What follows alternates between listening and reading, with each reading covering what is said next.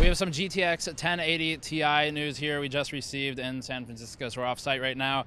I've got the basics. I have the core specs, some of the architecture information, though it is largely the same as Pascal, as you would expect, because it is Pascal.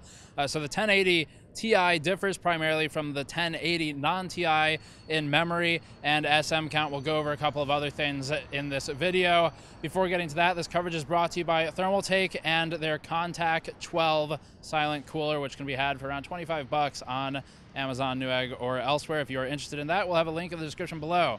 So for the most immediate items of import with the 1080 Ti, we're looking at a memory configuration of 11 gigabytes total memory. That is GDDR5X, so it is not HBM2, and this decision was made for a few reasons that we'll go over. G5X, it is clocked to 11 gigabits per second, making it about a gigabit per second faster than the 1080's G5X memory. Looking at 12 billion transistors for the GPU core, and it is a 250 watt TDP, 250 amps going through there.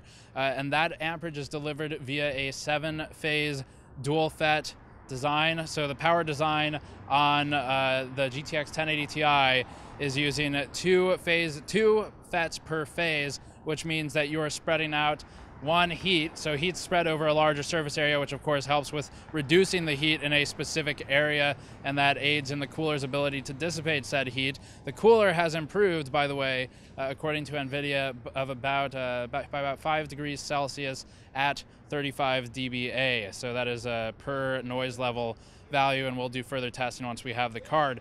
The air channels were cleaned. This was done in a few ways. One was removing DVI. So if you look at the back of the card, you'll notice it no longer has DVI. This reduces the amount of stuff in the way of the air, of course, but it also does mean that they are trying to account for the loss of DVI by shipping with a DP to DVI dongle. So you will have that option if you're still running DVI, dual link, or otherwise. So that has been accounted for. We don't currently have price. We'll be getting that later tonight, so if you want to know the price, hit the link in the description below for the article, because I will update that immediately when we have the price. You will find that there, not in this video since we're filming before price was given. Other core specs, looking at 28 SMs, I believe off the top of my head that is 3584 cores. It's 28 times 128 CUDA cores per SM. So that's still the same architecture, still the same SM layout, 128 times 28, somewhere around 3584 cores. So a bit more cores, 8 total more SMs than the GTX 1080 non-Ti. And other items that are worth knowing include we've got memory capacity 11 gigabytes, speed 11 gigabits per second. Also in the realm of speed, this is regarding the 1080 and 1060, not the Ti, but is important to know, there will be new overclocking SKUs offered to AICs and AIB partners and for the 1080 and 1060, and those SKUs are specifically for memory overclocking. This is a first for Nvidia. That means that the new SKUs offered to the partners as they adopt them and start selling products will move to 9 gigabit per second GDDR5 for GTX 1060 cards, and will move up to 11 gigabits per second for the GTX 1080s, which were previously 10 gigabits per second. That is still GDDR5X or G5X for an easier version.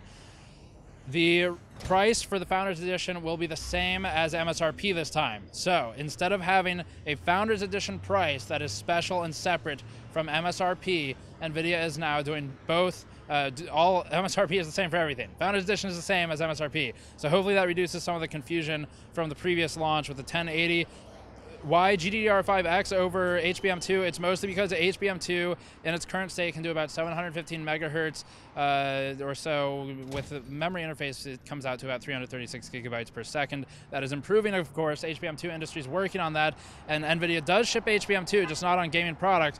G5X is ahead of where HBM2 is today in terms of memory bandwidth and raw throughput potential, especially at the price. That is one of the reasons. You end up, even at the 1 gigahertz range for HBM2, still end up around 484 versus 512 gigabytes per second, roughly the same ballpark. HBM2 is also limited on capacity, and that was a big deal for Nvidia. They wanted to do a larger capacity, moving up from the 1080, of course, so they're looking at an 11 gigabytes versus 8. And HBM2, you'd be limited to 8. So that covers all the news we have currently. There will be more coverage in the article linked in the description below. Founders Edition boards will still exist. They will still be called Founders Edition. They're probably using Fairchild FETs for the FETs. Still waiting to get one in hand so we can tear it down, of course, and do the full review. Check back, subscribe to make sure you get the review once we post it. Thank you for watching. Subscribe for more. Patreon.com/GamersNexus to help us out directly. I will see you all next time.